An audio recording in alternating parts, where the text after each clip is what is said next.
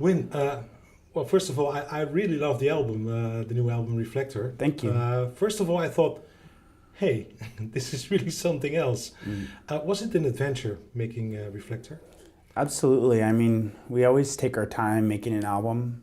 And the kind of beginning of this one was we actually, after the Grammys, we took a trip to Haiti as a band and played in Haiti, rural Haiti, for the first time. And it really opened something different up in the band. And we kind of vowed that the next time we went back, we'd have a lot of songs that we could play there that would get people moving. So yeah, it's really, it took us from Haiti to Louisiana to Jamaica to New York City, and so it really felt like we were making a film or something. A real adventure, traveling all over these places. Yeah, exactly. What did you find in Haiti? Why did you go to Haiti? Well, my wife her family is from Haiti, and they had to leave in the 60s during the Duvalier dictatorship. So I knew about Haiti through her family, her uncles. We'd go to Christmas parties and we'd be listening to Haitian music, and they'd be drinking rum punch, and it's snowing outside, in Montreal, and we're drinking rum punch and eating Haitian food. And so I was always really curious to go.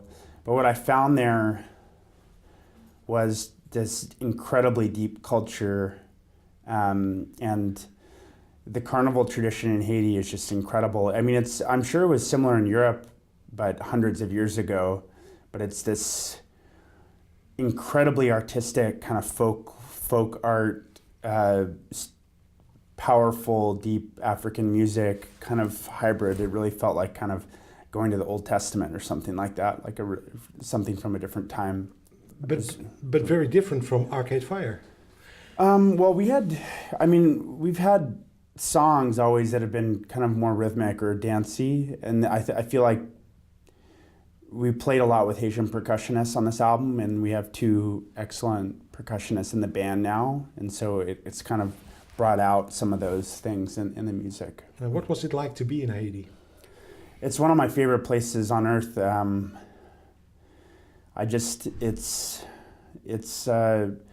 People are really beautiful, and there's a lot of problems in Haiti, but there's also a lot of beauty and a lot of really pure art and music, and I learn a lot every time I go there. I feel like I come back kind of changed every time. Musically and personally. Also personally? Yeah. In what sense? You just meet people who, I remember being in rural Haiti, and there was this farmer that we met. One second. Yeah, so we were in rural Haiti, and we met this farmer. His name was Tizoiseau, little bird in Creole, and he was like, "Oh, you're musicians. I'm a singer too." And we're like, "Oh, sing us a song." And he just started singing, and it was like pre-Delta blues, just the heaviest lyrics, like Delta blues crossed with Jacques Brel. It was just like one of the heaviest things I'd ever heard. Regine was translating for me the lyrics, and just this farmer just a cappella singing, and so you get exposed to this music that hasn't existed in the States since 1940, you know what I mean? You hear these really, really pure musical expressions, which is very inspiring as an artist. Did these people in Haiti have any clue who Arcade Fire is? Maybe in Port-au-Prince, like maybe in certain circles, but not in rural Haiti. They don't know who the Beatles are in rural Haiti, so they definitely don't know who Arcade Fire is. So how was that? It's great. I mean, it was really interesting just to play for a bunch of people who've never heard the Beatles before. It's kind of liberating. Liberating? Yeah. In what respect?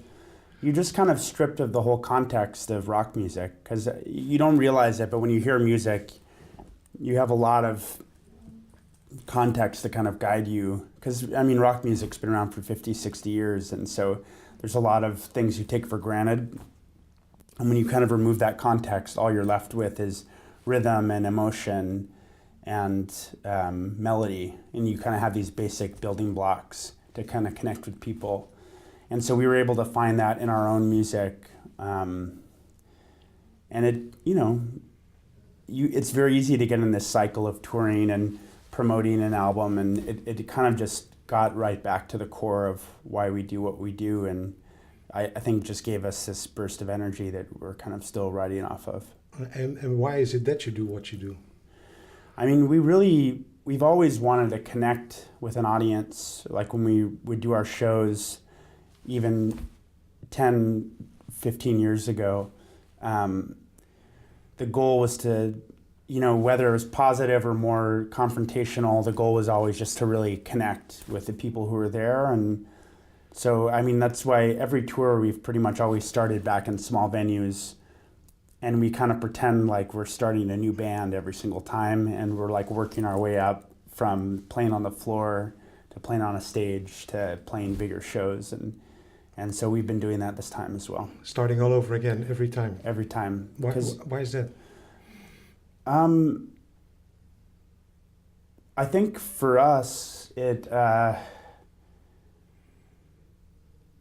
we don't want to be big, fat, old rock stars that take things for granted. I mean, our goal is to make something that if that was our first record, people would be like, have you heard this? Like, people would be excited about it. We don't want people just to buy something because they know our name and they know, I hope that we've established at least a certain amount of quality control for our albums. But you're trying to reinvent yourselves every time again? I mean, I feel like our band could have been called The Funerals or The Neon Bibles or the Suburbs or the Reflektors. So I feel like we've kind of done that every time. And why is that? I mean, is it because it's going to be boring otherwise, or? It's not about being boring. It's just, I think art and music is about trying to be alive. And I've always pictured it as there's the band and there's the audience, and when you're singing, there's a song. The song is kind of in between the audience and the band, and so you're trying to both reach the song. And when it really works, that's what happens, is that you meet in the middle, like you're both connecting to the song. So it's not just like resting on your laurels and playing a bunch of hits and getting paid. It's more about trying to connect, because otherwise I think all of us would have things we'd rather be doing. But by doing every time something else, I mean, there is a chance that you disconnect from your audience, that people won't like it anymore. That's fine. I mean, it takes us a while to make an album, so, there's kids who have graduated high school since we put out the last album. That's something that happens naturally. I still am thinking about it like in 20 years when people buy, when I was a kid, I would buy albums of bands that have been broken up for 15 years, and it's not about the press and it's not about reading articles. It's just about hearing something and connecting to it. So I still feel like we haven't done anything until some kid buys our album in 20 years. And Funeral's only 10 years old, so we're only halfway there. And do you know already what the road ahead looks like? Thankfully, no. Now, you say we don't want to be old fart rock stars, but all the old fart rock stars seems to love Arcade Fire. No, it's not. I just mean that there's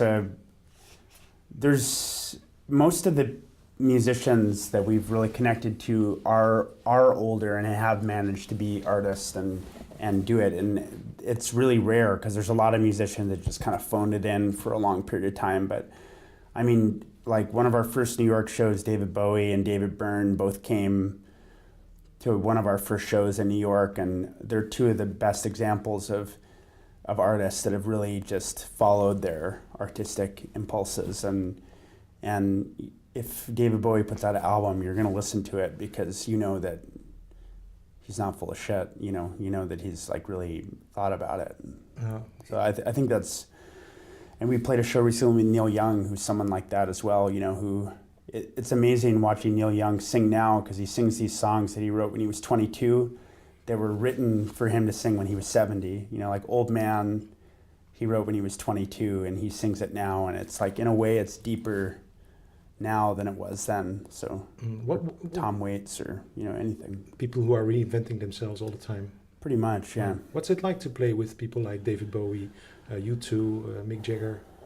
It's incredible. I mean, I had a really powerful experience listening to Sympathy for the Devil when we were working on our album. I was in this bar in Montreal, and there's the film Rock and Roll Circus. That's a Rolling Stones film, and it's the first time they played Sympathy for the Devil, and I was watching it, and it kind of just hit me. If we're gonna bother to make an album, that's the standard, So when we were working on Reflektor, it was like, okay, we're going for Sympathy for the Devil. We're not going for some indie rock album. It's kind of like something to aspire to, And what's it like that these people now want to play with you? We've been probably the luckiest band in that regard, I mean, we've played with Springsteen and U2 and Bowie, David Byrne, Neil Young. It's kind of absurd. It's about as good as it gets, really. Is it like a dream come true? I wasn't ever a dream. It's more just those are the moments that make you really grateful to do what you do.